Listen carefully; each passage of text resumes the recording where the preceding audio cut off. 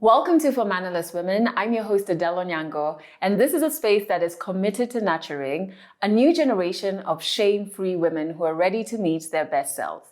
Joining us is Waceke Nduati, who is the founder of Centonomy. She's an author, and she has transformed the lives of over 500,000 people just by helping them build a healthier relationship with money. And that's exactly what she's going to do with us in this episode.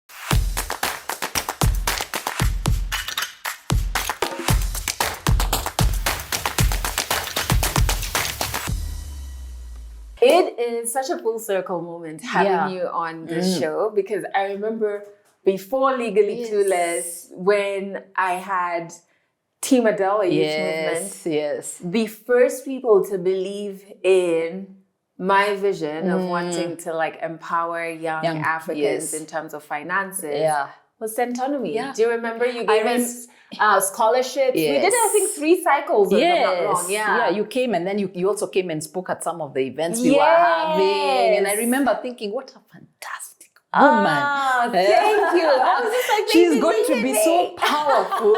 She doesn't even know. Yes. What a fantastic woman. Yeah. But I'm also giving you flowers because you have never stopped. And you build structure around ensuring Africans have the knowledge around finances that can empower us, even be it in personal finances, but also business, right? And so there were so many young people. I remember one young person who got a scholarship, Brenda, and she started running her business, and that was my first time seeing when you give someone tools, things happen. It can actually happen, and putting them in a space where they're comfortable. But I think I love Centonomy is 16 years. Wow, a teenager. Imagine it's a teenager. Next year, 17. But we've done it for 16 years, and we still feel we've only scratched the surface. And it's because as 16 years teaches you a lot, but it starts to teach you. If I'm talking to Adele, her money language is different. If I'm talking to this person, the money language is different. So the space I'm in now is, okay, so what's your thinking? How did you grow up? And then I'm like, okay, then this message has to be phrased differently. So money is one of those things. You can think I'm teaching people how to save on budgeting, but actually you're unshackling something. It's deeper. We're definitely going to get to that because I do want to tell you the surprising impact therapy had. I didn't know it was going to impact me, finances, business at all. But before we get there, what I think is also powerful, 16 years in, you are in a phase where you say you now want to focus on women. Yes. Why? How did you get into this space that you're like, now I want to work with women and their finances and their money and unshackle them? So when I started Centonomy, it was one-on-one. So I got aha moment, and let me go teach generally people how to deal with their money. So I'd come to you, you tell me what your problems are, and we figure out a plan for you. And it was very much on the practical side of things. This is your budget, this is your education plan, this is your retirement plan.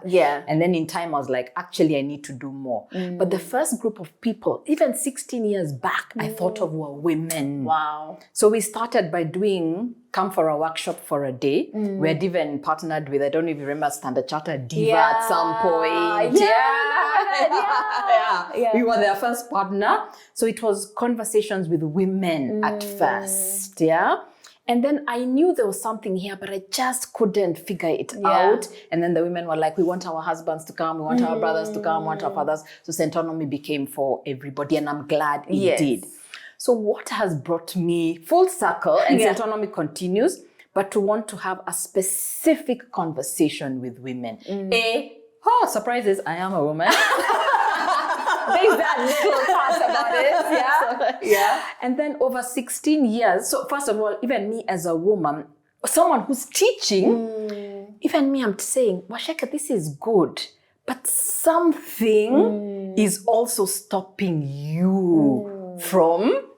Why are you thinking like this? And I'm going through life as a woman. I was married at some point, So I'm like, I'm teaching this, but why am I also sensing I'm holding back when it comes to this? So I know the information, But why am I holding? Then you're in forums that maybe families or things like inheritance are being discussed. And I'm like, hang on, why is it so automatic that people assume the boys are going to get majority of the inheritance? And then, Adelle, I'm running a business. Yeah. You see, Centonomy have been the face. Yes. Yeah? It's obviously me. Yes. And I had a male business partner at some point. Yeah, he was on the side, but he was not involved in the business. Yes. Yeah, so you start to notice, okay, when it's amounts below maybe 1 million shillings, the bank calls me. Okay, 50,000, call Waceke, 200,000. But I'm the one clearly running the business. But anytime we're doing a transaction that is above 500,000 or 1 million, they call him the non-active director. That is crazy. If I used to defer them, say, oh, call Waceke. Yeah. And I'm like, at first, then you as women, we doubt why we're feeling wrong about something. Yeah. So I'm like, maybe it's supposed to be like this, but something is bothering you about it. Yeah.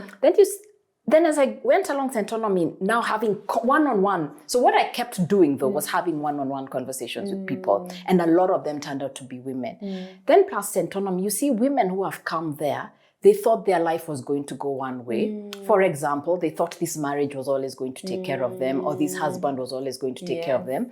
Now they're coming to Centonomy when they have nothing. Yes. And it's do or die. Yeah. Not that some of them didn't work, they worked. Yeah. But everything was they believed should be in the control of one person. Yes.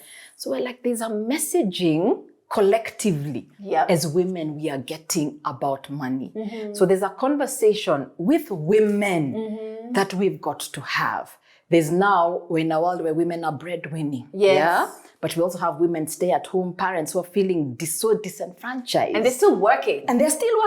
That's work. That's a lot of work, but it's not recognized as work. Women who feel, I don't have the right to ask certain things.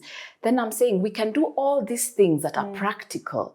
But if for women, we're not liberating them at a pain point that only women can understand, then what does budgeting mean? What does budgeting mean? And having the conversations that we feel, even as women, I can't talk about my husband like that. Because socially, that's wrong. That's wrong. Yeah. They are feeling some way about it, but the space to actually voice that, women will not voice it in a mixed crowd. Yes. They'll voice it with women. Because we understand each other. Yeah. So that's why I do have I'm paying some unique attention to women and money. I think it's just so needed. It's so needed. It's funny how earlier in the season, we've been talking about the sneaky ways shame hides within you, and also just like how you socialize. Yeah. So you can really feel like you're super self-aware, you're awakened, and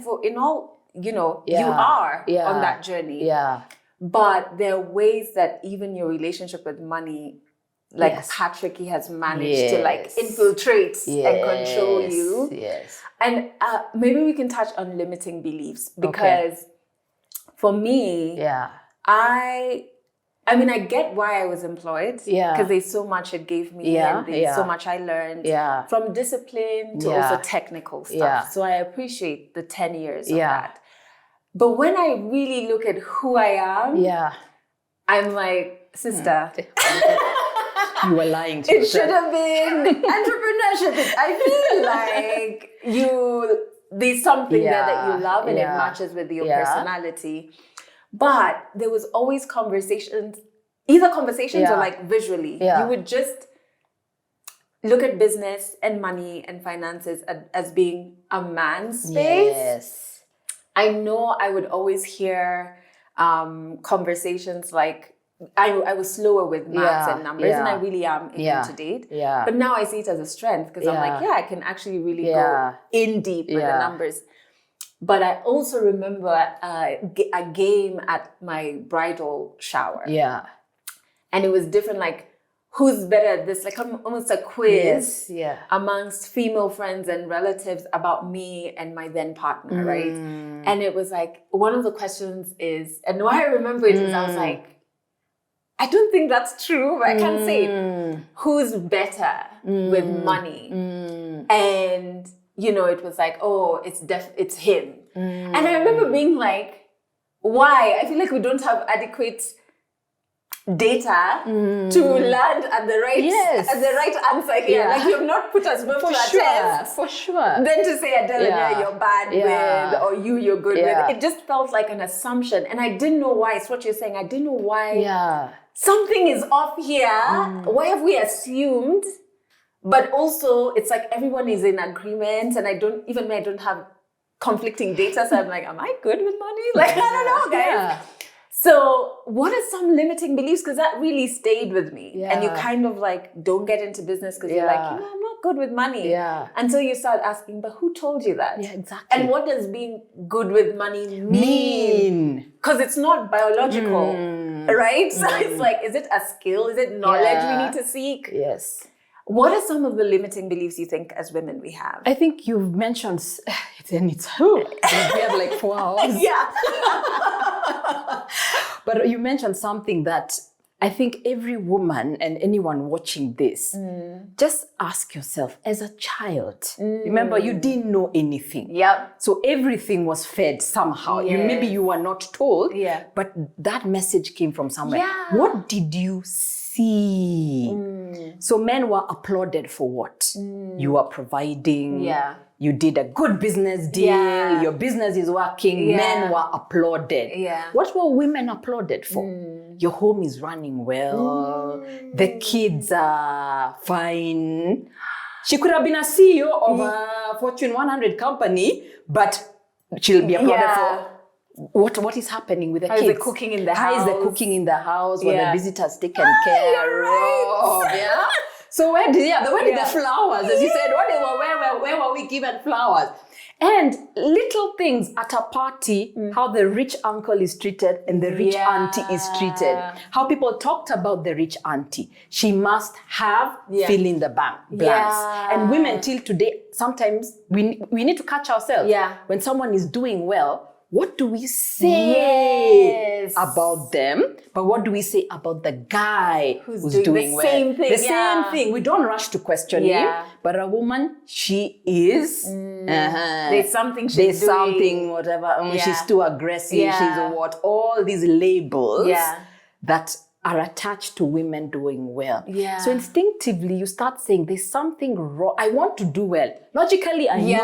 I'm a modern woman. I'm self-aware. I'm driven. But something is holding me back because there was a file that was uploaded. Without even knowing. So there was an experience, whether you experienced it yourself or you saw it yourself, which created a belief system, which ends up being how you relate with money. Oh my God. So it's a cycle. True. So no matter how much money you earn, you could be earning heaps of money, but if you're fundamentally struggling with, I'm the woman, I should not be the one who has so much money, you'll find places for that money to disappear, or you'll give it away easily. All these things come back to us. And even your first interaction with money, what also happened? What also happened then? Were you made to give it away? So, my God! This is so many my first salary, I was made to give it away. And I felt I'm compelled to give it. I'm earning the money, but from the word go, I was told, give away your money. Do you know this is even before marriage? Because I remember my first job and my first paycheck, my grandma, and she, you know, God bless her, because she was doing what she knew to be what you're meant to be doing. She was like, your first salary, you give it to your mom. But luckily, my mom was like, no. First and foremost, I'm already assigning you a bill in this house. So that's pay for Wi-Fi? Exactly. Don't give your money. I'm now happy. I'm not going to be paying for Wi-Fi. It's now your responsibility. But that's so that if I'm being taught that, by the time I get married, it's not so hard for me to then say, I'm giving you money. The counseling I went for when we're getting married, the pastor was like, in his house, the wife gives him all the money, whatever, and then he decides how he's going to disperse. Of course, that time I told my husband that never going to happen. Please. But you see, but you can imagine that's a pastor saying that. And how many, he's a real influencer. That's an influence. Right? That's an influence. Yeah? And those things shouldn't, even if you decide upon that's your structure, I don't think it should be gendered. Isn't it skills? Yes. And anyone. Or practicalities. Yes. Oh my goodness. Okay, so limiting belief, you give. You give. Mm-hmm. So that was, first of all, lay the context of that's where it's coming from. But what are the actual beliefs? And you've named some of them, yeah? I am not good with money. Okay? Right. And my role, the better I am at being a dependent, and showing I'm dependent, including dumbing down that I actually think that buying that piece of land is a bad idea, the better for the relationship. So we're also told the limiting beliefs are what we believe avoids conflict in relationships. Yes. So women, we've learned to do what it takes. It is our job to keep everybody happy. Yeah. So let's avoid conflict at all costs. But there is a cost to you. Yeah, so we dumb down our voice, and when we dumb down our voice and opinions, we then tell ourselves, it's because I can't do it. Yeah, but who are you dumbing down your thoughts and opinions for? And why? And sometimes it's nothing, sometimes it's a hard situation, so it's nothing to do with the husband. Yeah, you just thought you should do it. Yeah. And that's the role you should actually play. Being a dependent, and then there are all these mixed messages about submission. Yes. And what submission means. So you're feeding that and saying, no matter what the outcome is and how empowered women are becoming, as long as people go home, I've got this top job, then I go home and then so the quieter I am, the better it is for the relationship. Okay, you're shouting. Why?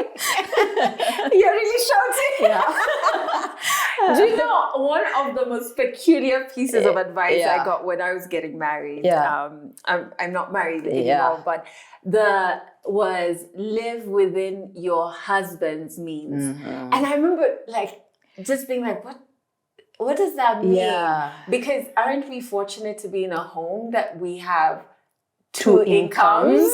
Yes. And personally, I also want to enjoy life. Why are we working so hard? Yeah. So if we combine, we can hit certain goals faster, right? Yeah. But I just remember being like, how am I meant to do that? What do you mean? Yeah. You know? Yeah. But that playing small, it's that we're told, it's given to us as advice. Yes. This is how to make sure this relationship lasts. Yes. Play small. Play small. Yeah. And then we're told, you are happy as long as everybody's happy. So by the time you get, and I keep telling women this when they come to me, when I say, what are your goals? Then they'll say, what's the family? They'll say the kids.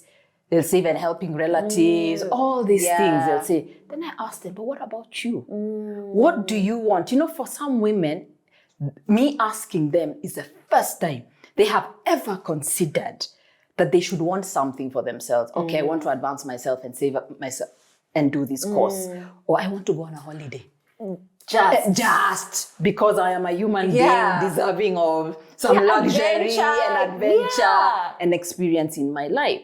So even with money, we are using it. We're taught to believe whatever money you earn, the best use of that money is the one that goes towards the service of other people. So we are not taught to be sovereign with ourselves. Well, men are taught that from the word go. Yes. They first check in with themselves before they decide. Exactly. Yeah? Women, we check in with everybody else. Then when there's something left over, including time and sometimes energy, we don't even reach that point. We don't even reach that point, then we can. And then what happens is, I think what I've learned is actually the women I've worked with who've done better are the ones who actually have personal goals that have nothing to do with anybody else. For real. Yeah, because I think when you're actually doing something, you honestly, you can't lie to your whole system forever. Yeah. So there's an energy they're now operating in there. Like, yes, I'm doing this other stuff that helps other people, but part of the 30% is also going here. So everything is growing. And I truly believe when women fill their cup, then they can do everything else from overflow. Exactly. And without resentment. Yes. Yeah. So we have, you should play small, even financially. Yeah. You're not good with money. Yeah. What are the things that women hear? if you're doing well, feel guilty about it. So carry shame for using the gifts, the talents that God has given you, and be ashamed about them. If you're earning a lot of money, hide it. I've worked with now I remember a woman who's like, she parks her car at a certain place before she shows up at her relatives or whatever, because she can't roll up in the actual car that she drives. And that she has worked hard. But she has worked hard to enjoy it. Yeah, so be ashamed. So heartbreaking. It is so heartbreaking. So be ashamed for doing well.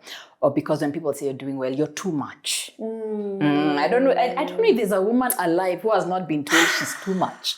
You're shouting. I'm like, too much for who? Yes. And what is too much? What is too much? Maybe it's your capacity that is small. And your goals. Your goals. I'm not too much. I'm just being me. Yes. So women, we go down, oh gosh, maybe I was too much. Yeah. I should just want a small piece of land. I can't want to own this building. So actually giving ourselves permission to say, actually, I can be much. And with money, that translates with, it is important for a woman to be wealthy. If you can do it, do it. And can I go there? Yes. Facts. Separation, divorce happen. A lot of things are falling on women. Even death happens. Yeah. And then women find, when I was trying to play small, now I have been left with all these financial obligations. So who is it serving? Exactly. Because women are going, their lifestyles are being disrupted because they played small. Yeah. Yeah, and felt guilty about their own potential. Yeah. That is so true, because like I remember doing a Q&A on Instagram about, and one of the questions was on my divorce, and it wasn't even like udaku or anything. It was literally very many women actually asking, how much does it cost? Yeah. And the DMs afterwards were just like, do you know someone who can help me stagger the cost? Yes. And you just understand how privileged you are to be able to financially make decisions that many other women have to think really hard or have to like time things. For sure. You know what I mean? Yeah, so you're right with what you say. Life happens. Life happens. And I think it's women understanding, I have the right to have total agency over my finances, meaning I know how to make it. I can make decisions how to spend it. I can make decisions how to actually invest it. So even before we go to what do we invest and things like that, just sit with yourself and say, actually, I have the right to have total agency. It's not a luxury. It's a necessity for a woman to have agency over her money. Because the other disenfranchised people are also stay-at-home parents who find, because that's another belief that women have, we can also go into that. I'm not the one who earns majority of the money or any money technically in the house. I have no say. Yeah. That's a lie. Yet you are contributing, friend. You are. Yeah. You remove your labor, and this other one gets destabilized. And this one gets destabilized. Even that career of his may not grow. You're the one doing so much so that grows. So the money that's coming into the household should be a shared resource. Exactly. And talked about as a shared resource. Yeah. This is so much. And I love your talk about agency. And I want, we will get to what happens to us when we start to see it for ourselves. But before we get there, I want us to touch on money trauma. Yeah. Right? Yeah. What are some of the things that fall under money trauma that you're seeing women come up with? Okay. Right? All right. So we have limiting beliefs. But for example, for me, I always used to, and I think I still haven't gotten past it. Okay. Yeah. I always knew I was a low risk investor. And I just thought it's personality. Again, we're also, and I was comfortable with it because we're also socialized to believe like men take risks faster, but it's because they've been socialized and given the space to dare to. Yeah. Right? Yeah. But when I look back, it's more of like hoarding. Yeah. So I'm more of a hoarder with money. Yeah. I want to see if the bank account for my everyday stuff, whatever, if it dips past a certain amount, even when I know the reason why, I'm like hyperventilating. And I have to be like, it's all right. We have the emergency fund. Like we have this, we're all right. Yeah. But it is because when my mom left my dad, I was in class 6. So I don't even know how I did this math. We didn't miss school. My mom moved. Like there wasn't, obviously emotionally there's a hiccup, but financially, we as the kids did not feel anything. Right? Change. We stayed in the same school. We had the same standard of life.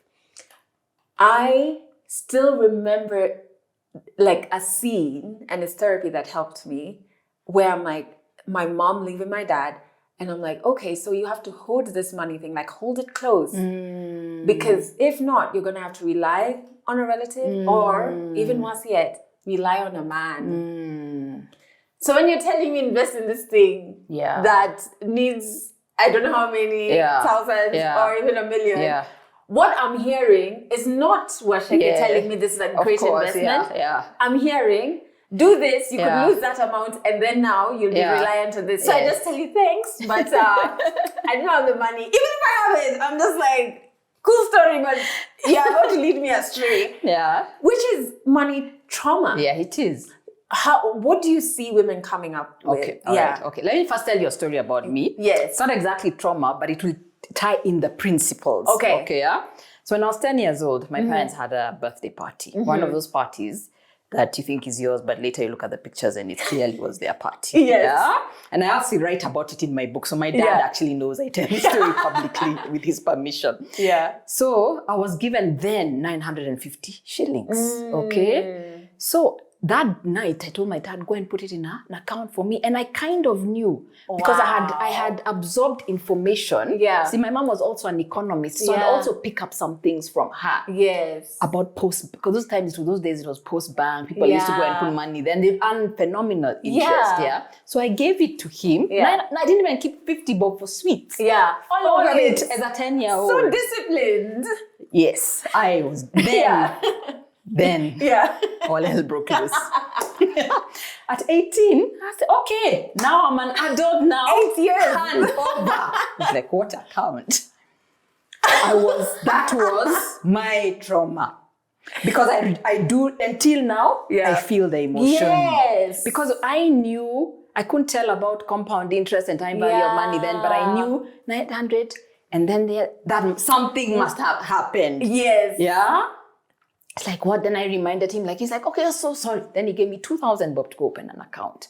And somehow I could tell, that's not. It is not. I didn't know how to do the maths, but it is 950 bob. It can't be just 8 years ago. It can't just be 2,000.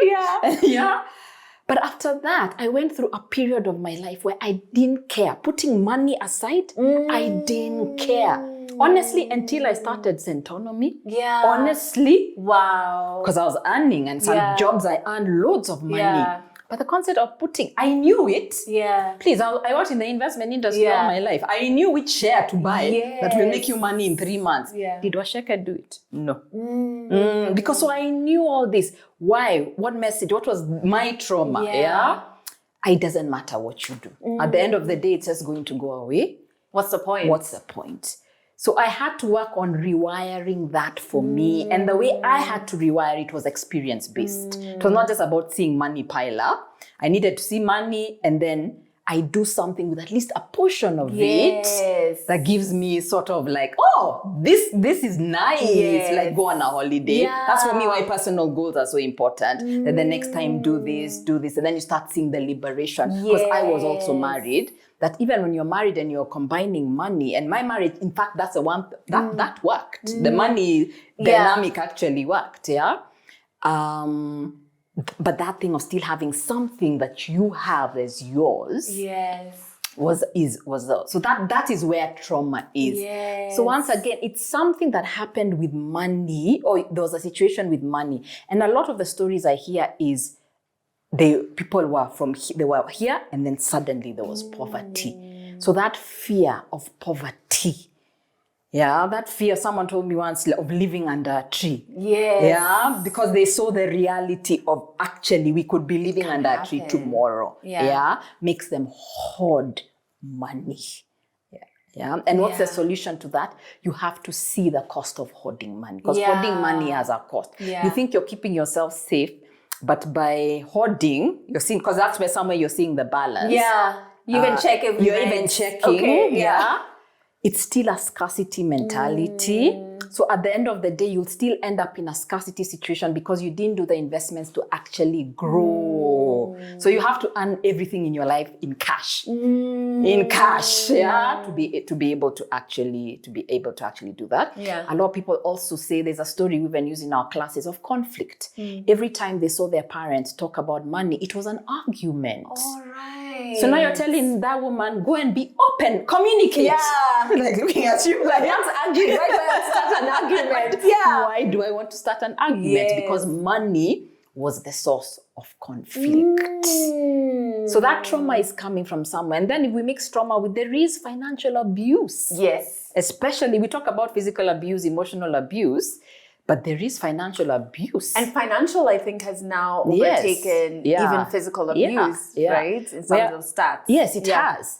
Where money has been used to strip away your dignity. Yep. I have talked to women who they need money, even just saying something as simple as, I need to take the kids to school. I need fuel for the car. It's thrown on the floor. That's what some women have gone through. That's financial abuse. Money is being used as a tool to strip you of dignity. Yes.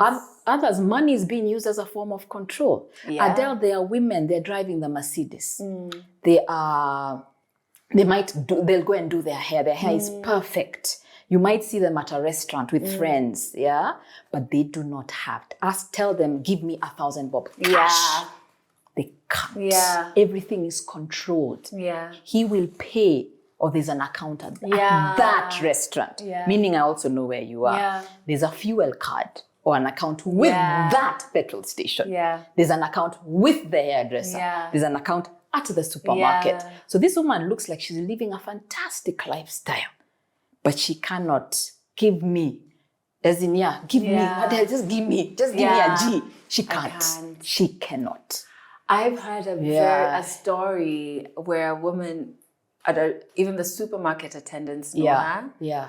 Because the control and the abuse is so bad. When she goes grocery shopping, it's an abusive relationship. And so he's out doing his own thing. Yeah. At the till, she doesn't have the money. Yeah. And so he's the one to pay. Yeah. And he'll frustrate the process. So they wait a long time. And she's just standing at the till, waiting to get groceries for the home. Where there's kids. And I just was like, that is just so heartbreaking. Like, why would you want to do that to someone? So you're right. Yeah. Where the stories are so heartbreaking. Sanitary towels. Someone is like, why do you need them? Use tissue. A woman has told me she's been told use tissue. You see, this is not a guy who can understand the process, So you're right, things for the home. You're not even doing it for you. So it's stripping away your dignity, and then somebody is controlling your life. That's why when you got divorced, people were like, how do I do this? Yeah. How? So they stay in very toxic relationships not because they want to, they don't have a choice financially. So I think for women, we've come to a point in time in life where it is not an option. Even today, if you're not working, what can make you 10,000 shillings? Start with that, Another belief we have is that only the big amounts will work. Oh no. I think that's one thing business has taught me. I really look at 100 bob differently. I'm like, kumbe, who knew that if I accumulate you can get to this much? The little goes a long way. The little goes. I started Centonomy because of a 300 bob calculation. Really? When I left employment, that's when I was like, I'm broke. You know how when you don't have money, how do you realize that 300 bob, the one I was using yesterday, I wish I could have it now. It would take me at least this far, lunch even. Lunch. Yes. Yeah. So I was like, what was I spending 300 bob a day on? Lunch. Yeah. And it was actually that, lunch. So, but there's food at home I could have carried from lunch, So I did the math, 300 times 39,000. I'm like, I'm spending 9,000 shillings without realizing. Then 9,000 times 12, 108,000 shillings. That's a holiday. That's a piece of land. That is school fees. That is car insurance. So don't ever think it's the big amounts, because a lot of women are holding back and saying, when I have 100 Gs or $1 million shillings, what Waceke and Adelle are talking is all good. But no, start with the small amounts of money. And for those women who feel that I'm not equipped, I'm going to ask you, running that house, managing those children, running that business, whatever you're doing, maybe you find yourself, you're the one organizing events for your families, because we are always in this crisis management. Someone is sick, I don't know, in charge. You're here trying to. Yes, all that putting together that you've done is exactly the same skill money needs. Yes. And as long as you can add, multiply, subtract, and divide, you can understand money. And you don't have to understand everything. Yes. You just have to know what you want and what role money actually has to play for you. And maybe we could speak to even the confidence of asking the question. Yes. What does this mean? Yes. You know what I mean? Like, I think sometimes if someone says something about investing, etc., that goes over my head, sometimes there's like a shame about asking. Yes. And I think we need to just lean in and be confident and be curious. Yeah. No one knows everything. Yes. Yeah. So the thing, there's someone who's asking, what does that mean? So even you, it's okay to be like, what do you mean by money market funds? Yes. Like, explain to me, what does that do? Break it down. Exactly. There's no shame. And again, for me, I had that, but I realized it came from school because I was not the A student. Yeah. So if you're an average student, a C student, the teachers kind of ignored you. And when you asked a question, teachers sometimes made you feel very stupid. But any question the A student asked, even if they asked the same question, they'd be treated like they've just asked the most fantastic question. So you keep doubting, should I ask? Or should I just pretend? Should I just nod? Yeah.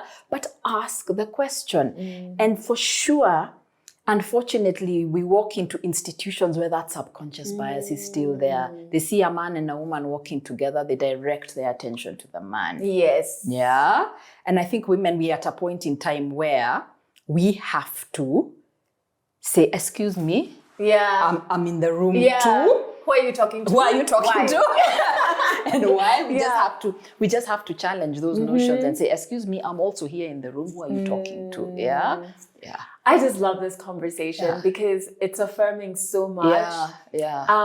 What do you see happen once women navigate the limiting beliefs, navigate the money trauma? So with women that you're coaching, when the lights come on, what impact happens? I think, I don't know when, I don't want to say anybody had a plan to this, or maybe there were dark forces around that. But I think women, and maybe society has been so afraid of the power women actually have. Yes. Me, I'm convinced. I'm convinced that they knew before us that these ones are powerful. We better watch out here. I was having a conversation with a woman just before I came here. And she was just telling me everything she has done today in one day. And she's like, but I'm a woman, I'll make it work. Yes. Yeah. Then she was like, I was like, women, you do so much. Yeah.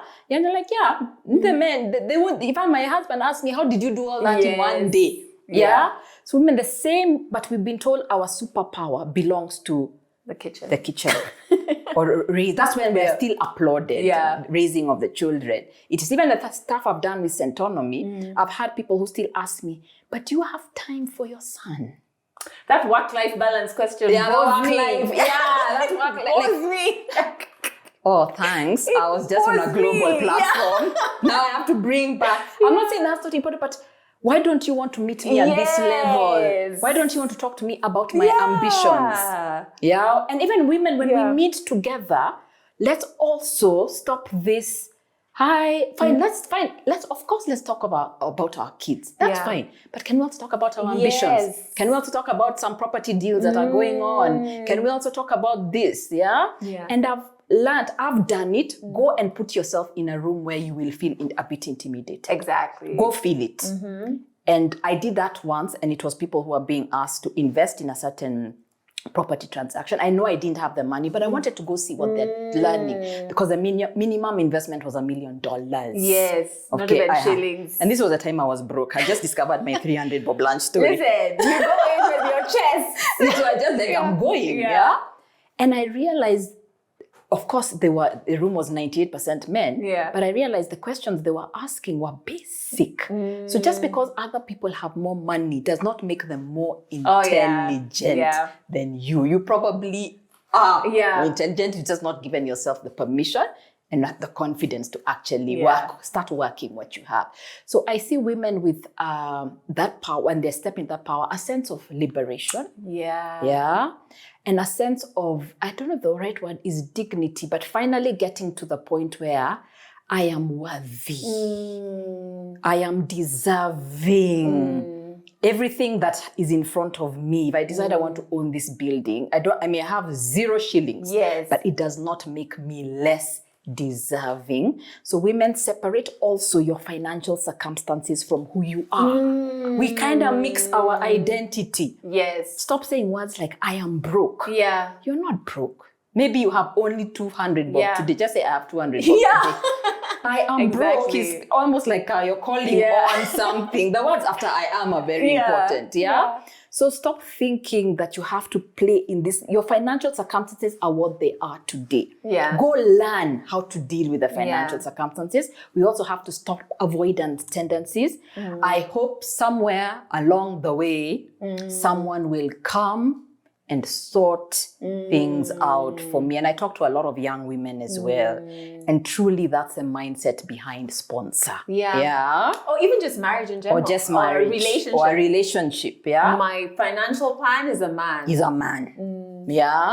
So someone will sort something out for me. While you're waiting for someone to sort something out for you, you're missing on what you could actually do. You just take one step at a time. Yourself. One step at a time.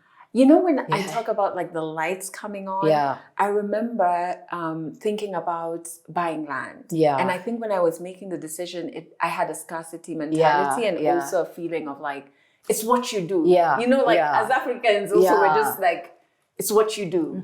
And I was looking for deals. I'm like, hey, that's a good rate there. It's a good rate there. And like the more work, like I mentioned earlier, especially therapy, the more work I was doing on myself, the more I was questioning, what kind of life do you want to live? Where do you want to live? Where do you want to live? What house, like the structure, what does it look like? You know? And like allowing myself to dream, and then at the end of the dream to say, but hey, what's stopping this dream from being real? Like, what's the problem, right? And I still remember a morning when it hits me and I was driving and I'm just like, oh my God, why didn't I think that I could give myself this thing, and just feeling so empowered, and now slowing down even with the land, because now it's like, I'm doing this for me. So it's not enough for it to be a deal. It has to be like, is it where I said I want to live? That house I said I wanted to build. Does it look, can it be there? And I'm doing this sometimes. I'll see the piece of land and I don't have the money for it, but I'm not saying, hey, let's not look, remove that filter from that one. Like those pieces. I'm like, no, keep it. Because who's to say I'm not gonna get there? You know what I mean? So for me, the lights going on, which is such, on the outside looking in, you would think is such a non-issue, but it's a very emotional. To wake up and say, wait, I can give myself the life I want, and I'm deserving of the life I want. So now how does this money get me to what I want, right? And I think it's incredible when those lights go on. That's fantastic. And I think many women are watching you as like, how can I be Adelle? And you've touched on something that's so important. Money is a tool for the life you want, but it is not the life. And whether you earn 1 million, if money is all, you'll want 2 million, then you want 3 million, then you're like, where's this happiness? But I think the first place is every woman has a right, married, unmarried, divorced, separated, single, no matter what, mother, doesn't matter your age, you have a right to want what you want, and nobody can tell you what you want. And that you came into this world as one. And even when you are going, one, So there was something very unique put in you and certain desires very unique to you. Have you, first of all, given yourself permission to articulate to yourself? Because a lot of women even block the notion that be beyond my kids, my family, and what society wants from me, what the church wants from me, etc. I can want this, Then the next step is, okay, now that I've articulated it to myself, are there people in my life that I would like to or need to communicate this to? Then what is the art of that communication, given the dynamic that is in your relationship? I'm not telling women now that you want what you want to go and tell him, it's done. No. I am not advocating for that at all. But now say, because sometimes women have said, actually, I just never communicated it. Because I also didn't know. Yeah, he didn't know. Yeah. Or he didn't know this is what I want as well. I never actually communicated it. And then because it's what you want, take responsibility. Nobody is here to save you. So that is your goal. Take responsibility. Now, do we have to be ready that when you start going after what you want, is everybody going to be standing up applauding for you? No. That was like toughest adulting lesson. You gotta clap for yourself, babes, because not everyone else will like it. Not everybody else will like it. And we've got to stop thinking everybody's opinion is so important. What other people think? Who are the core people? Those are the ones you work with. But everybody else, this is not about, okay, I really wanted that house or that trip, but since so-and-so didn't think... It's like, now. Now, some people even their charmer become, I call them kitchen cabinets. They are the ones, what does your charmer have to do with it? So noisy in your head. Then you say, okay, to take responsibility, this is what I have to do. And we get overwhelmed because it look like it can't be achieved. But I've learned over the last 16 years, a series of small steps is what counts. I was going to talk about that because with myself and like trying to change my money habits, I think at the beginning, I felt like it would need such huge changes for me. That I didn't feel I had the capacity to change, that there was a brief period where I gave up. And I was just like, I guess I'm just not good at this thing. So what's the point? Because I can't make that jump. Because guys, I'm like money trauma shackled. So I can't jump there. And then the thing that changed things for me is the 52-week challenge.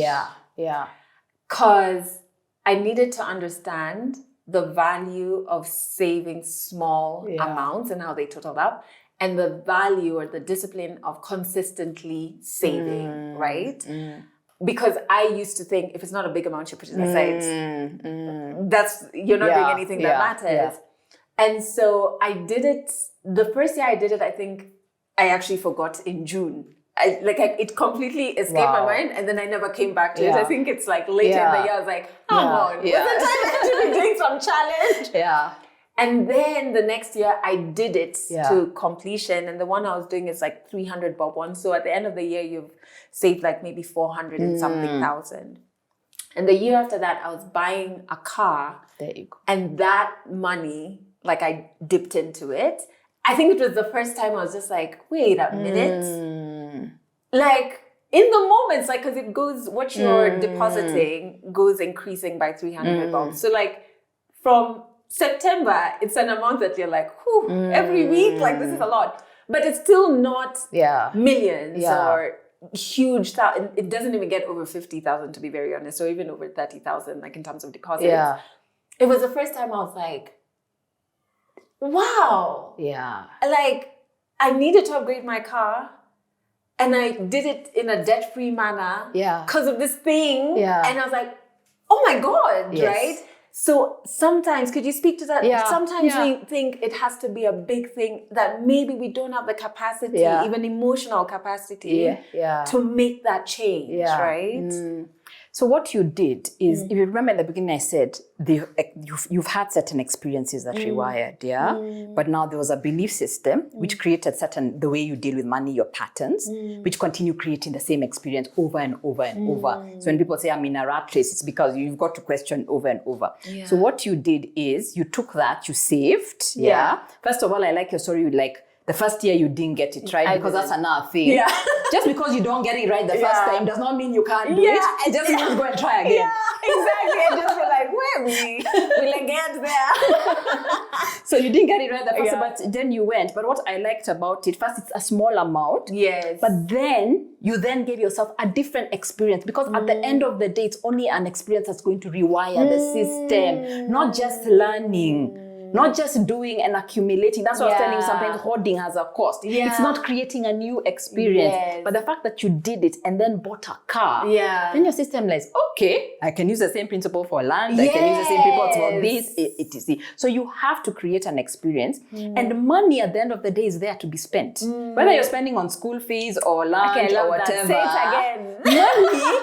Money is there to be spent. Yes. Even if you're living it, it's my kids' inheritance. It's fine. It's going to be spent.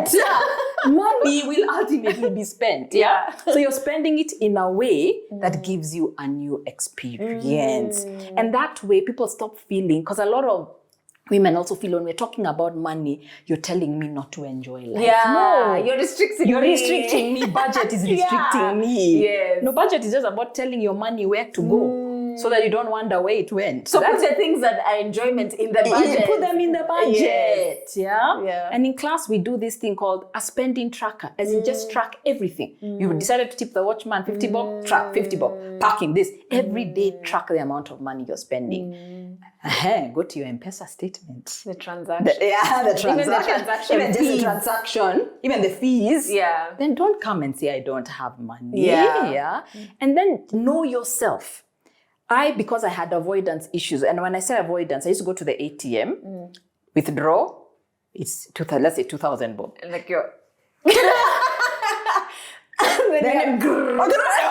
don't even know why you've given me, what hasn't gone through, it's okay, I don't care, that's a problem for tomorrow. Yeah? I know that. So we're avoiding, and a lot of women, I realized, we actually, sometimes we're just playing. Winging it. We don't want to look.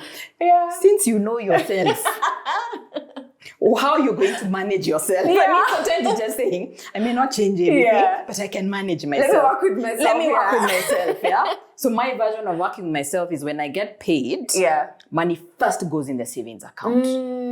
Remember I told you my trauma or whatever. Let it first go in the savings account, because when I see it in the savings account, I don't want to see the savings account empty. Yeah. So I'm now saying, then I will remove now the money I need for my bills and everything. But it has made sure consistently money stays in the savings account. Yeah. Because when you see a healthy savings account balance, you don't want to deplete it. Yes. So then you become, okay, this is for food, this is for fuel, this is for entertainment, etc. Then that's the money that now goes in my transactional account. So that was my system. Because I know myself, if it lands in my transactions account, transactions will be done. We're out. Transactions will be done.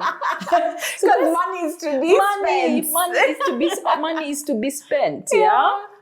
And I'll just say this for people who are, and a lot of women who are watching, are in a marriage or a relationship. It is, just understand this is what you're facing.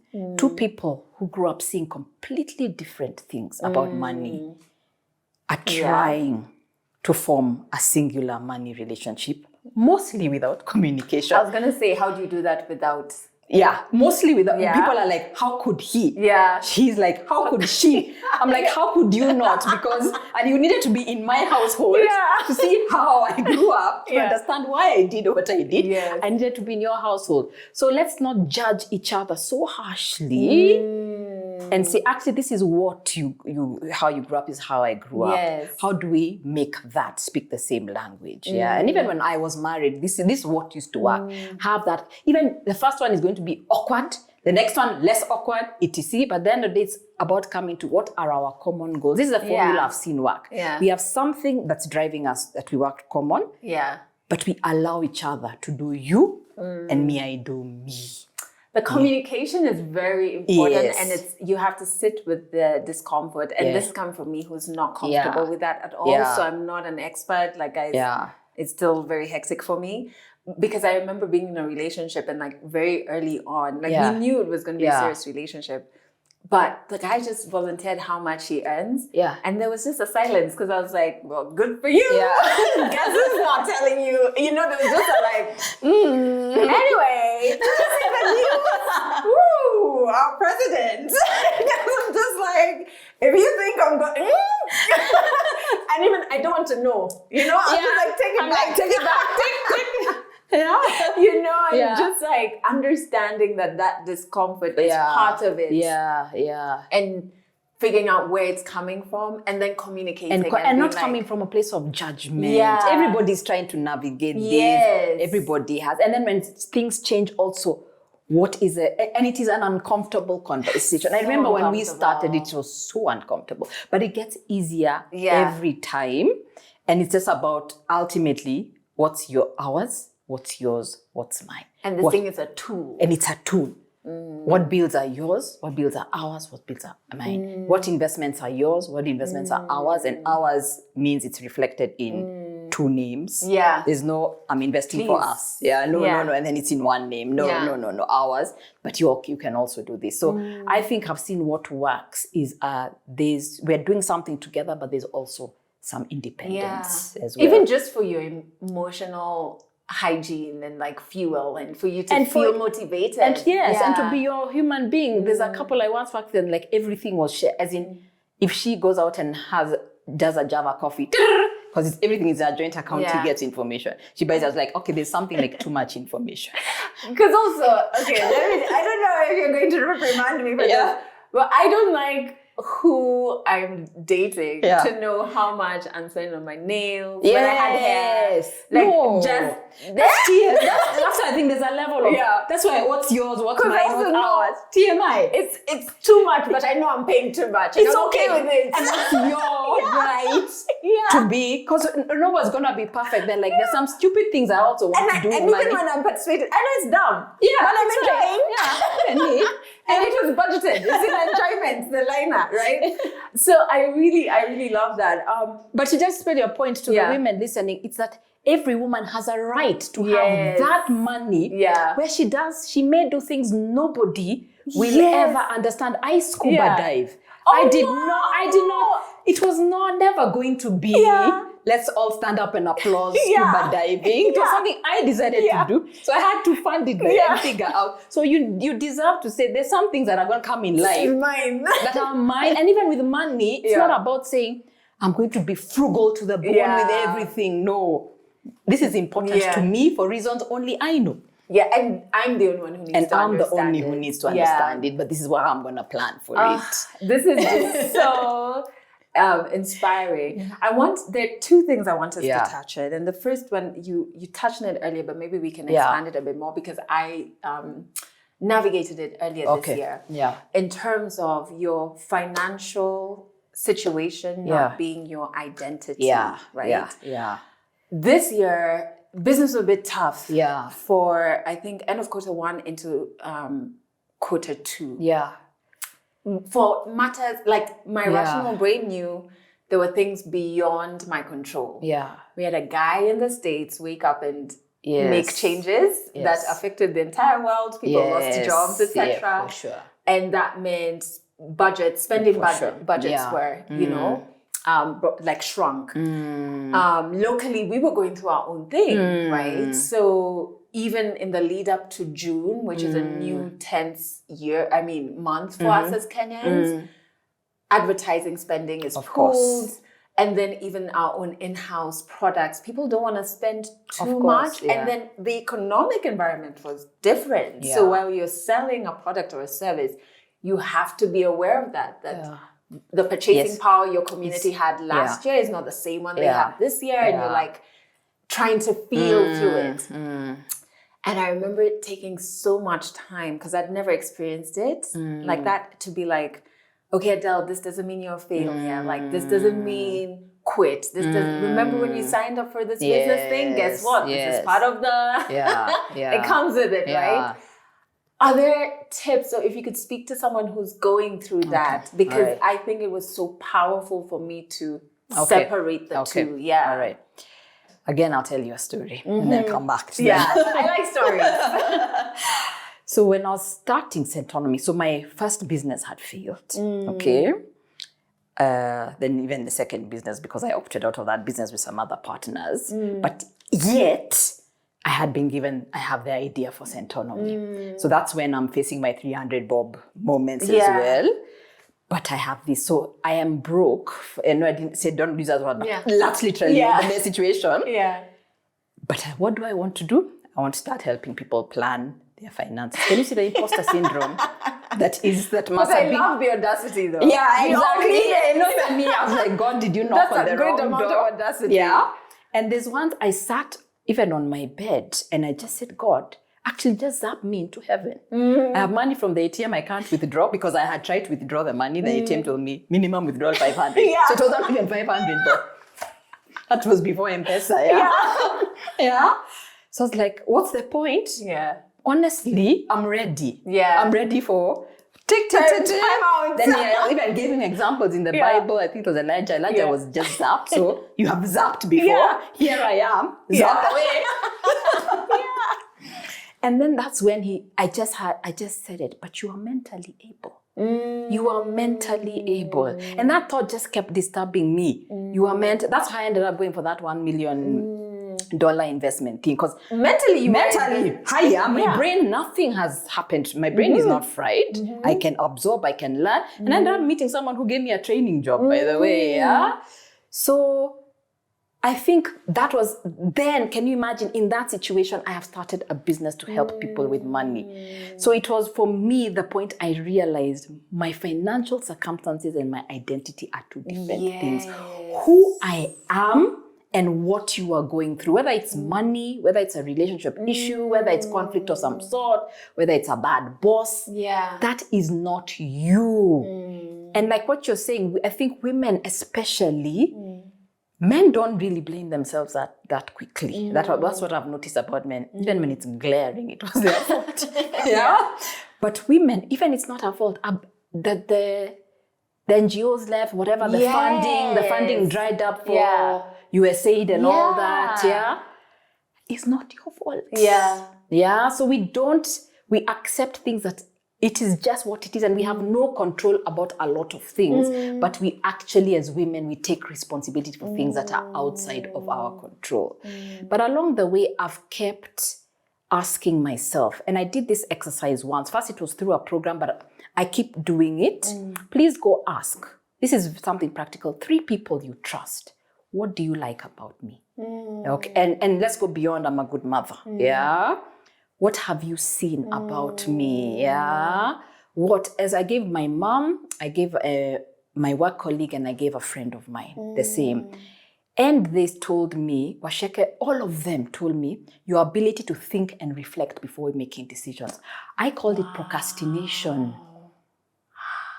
All the time I was like, Waceke, you're a procrastinator. Today is the day you're gonna go do it.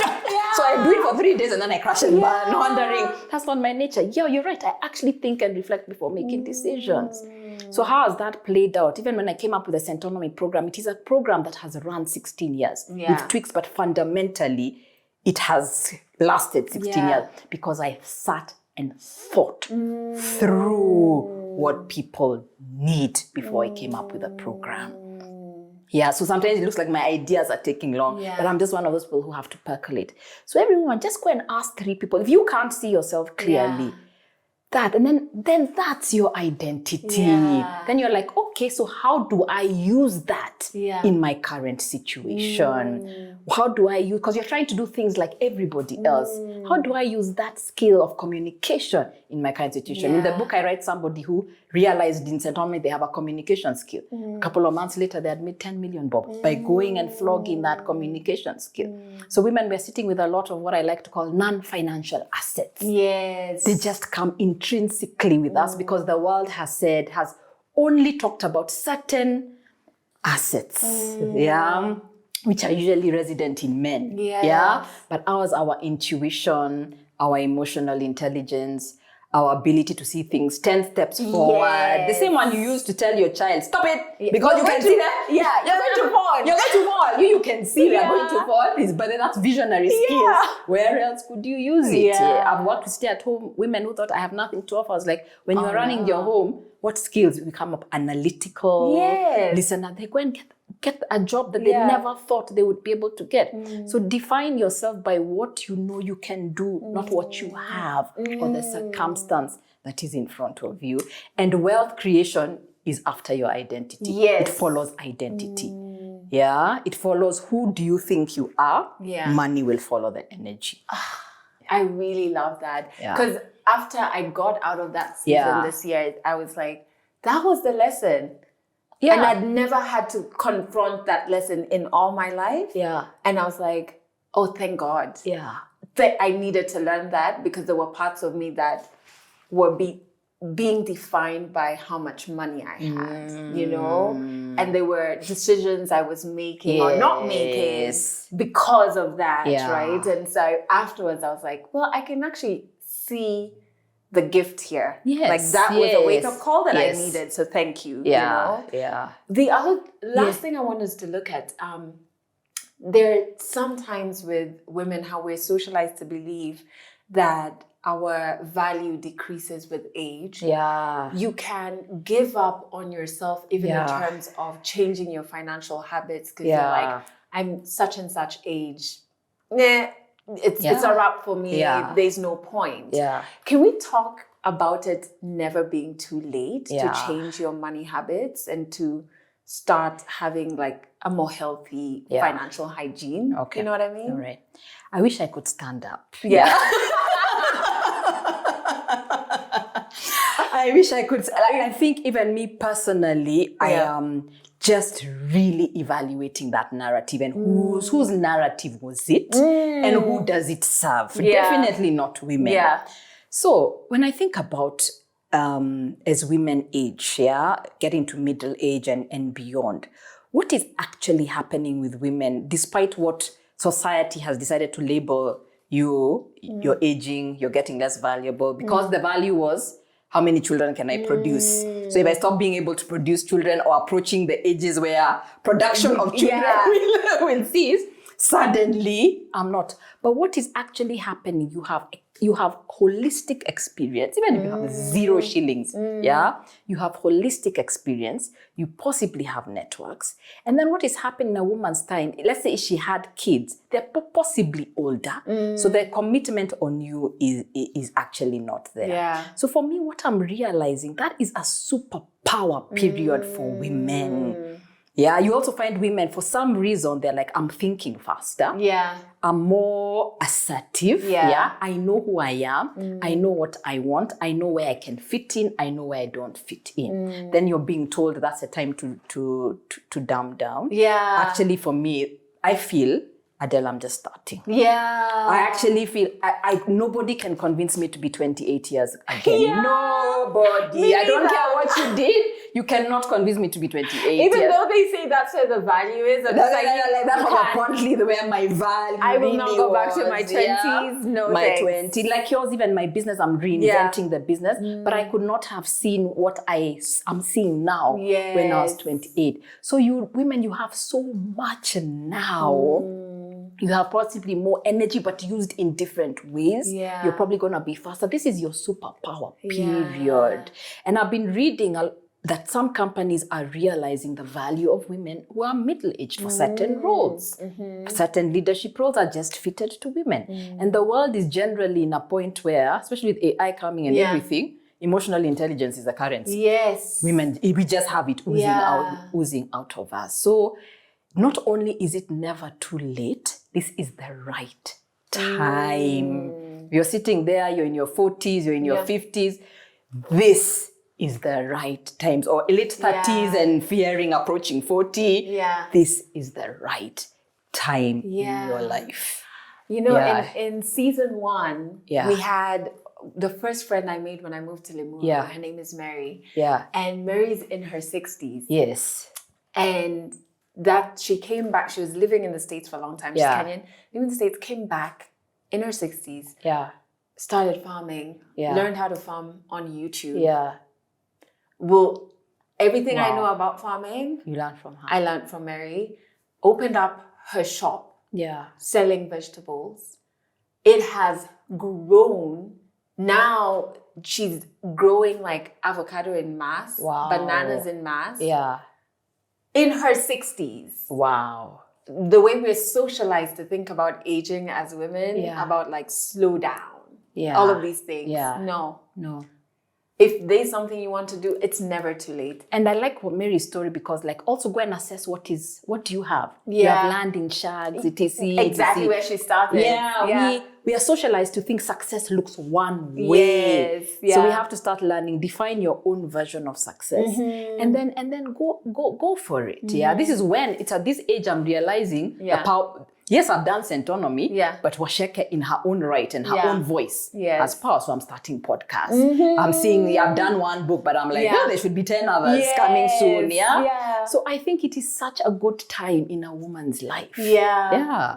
Waceke, I could listen and talk to you for hours, which we're definitely going to figure out how to do because like you have to come back and we have to work on something. For sure. As in, we've only scratched the surface. Yes. Yeah. So to the woman watching this who has that fear to like do the next smallest step, what would you tell her, especially around financial wellness, if you could call it? Yeah.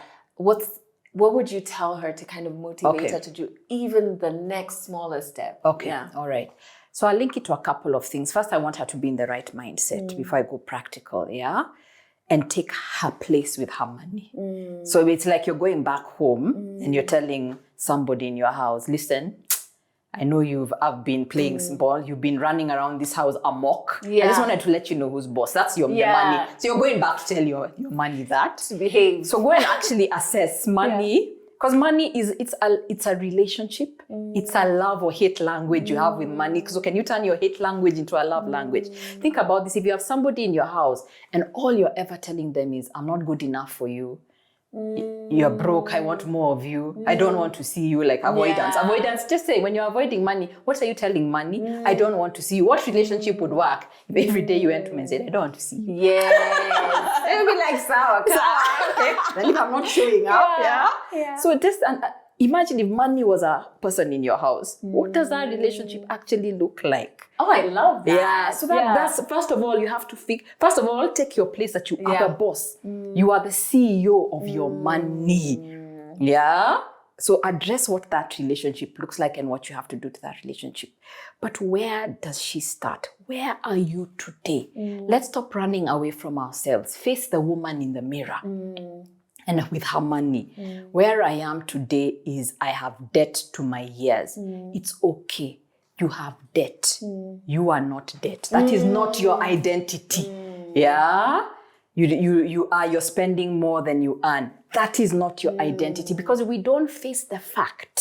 So what is in front of you? And very simply, what are you earning? If you're earning, what are you spending? Yeah. And what are the gaps? So the first place is, if you're not sure, take the next month, track all your expenses and understand what it is you're actually spending. Yeah. If you have assets, what are they? Yeah. Anything, a savings account, land, if you have. Yeah. Maybe you took some insurance policy like you did and you forgot about it. Go back and say, hey, remember me?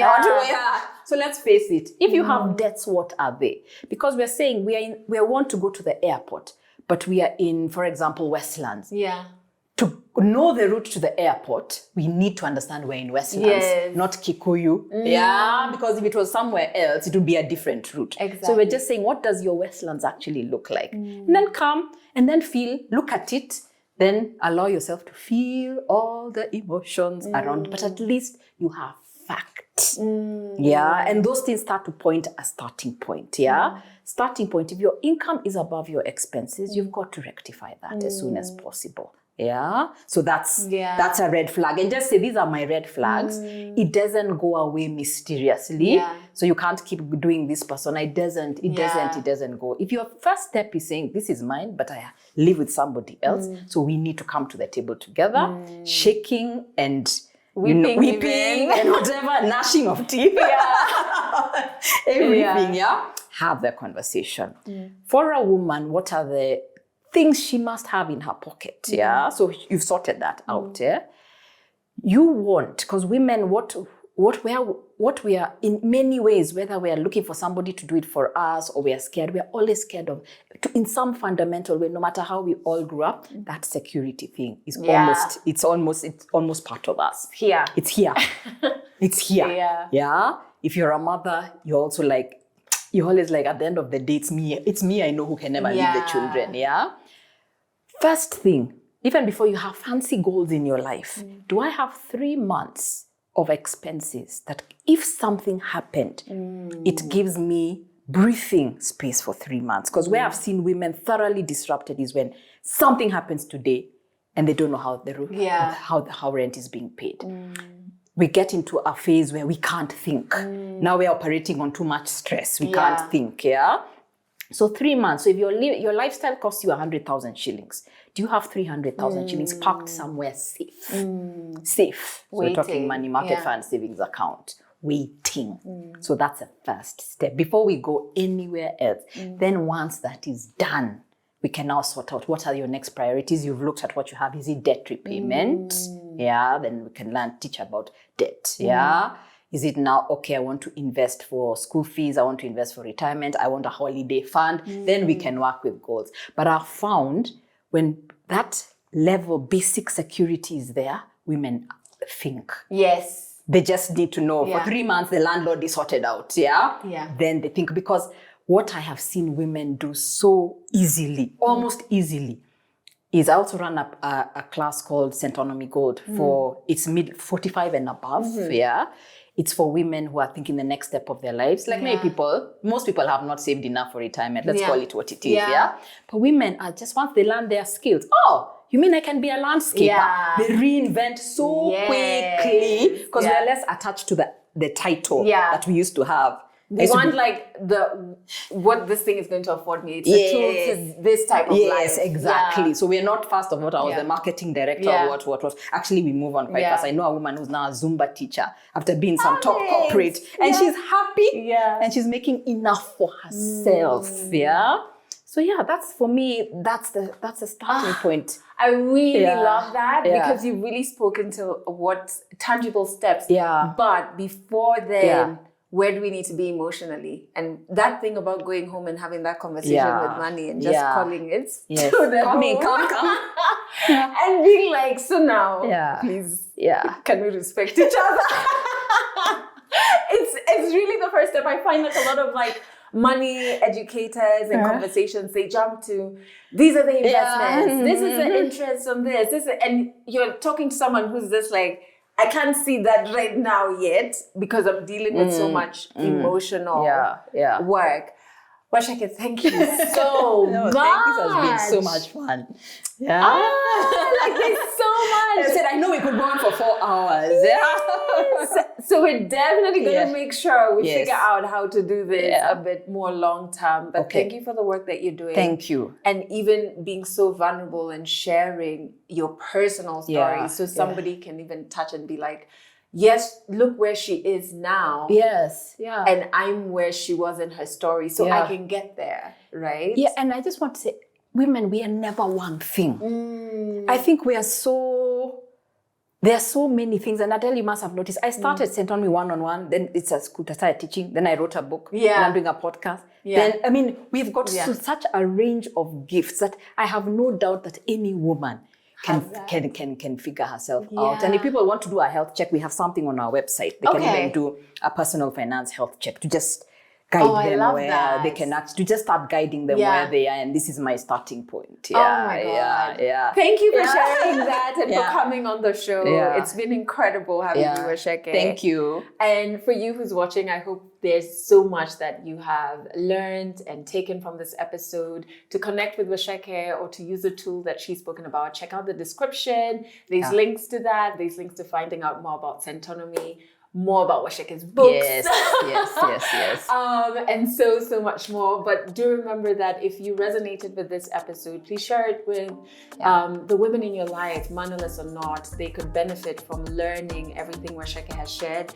And subscribe so that you officially are part of the For Mannerless Women family and you don't miss any of our episodes.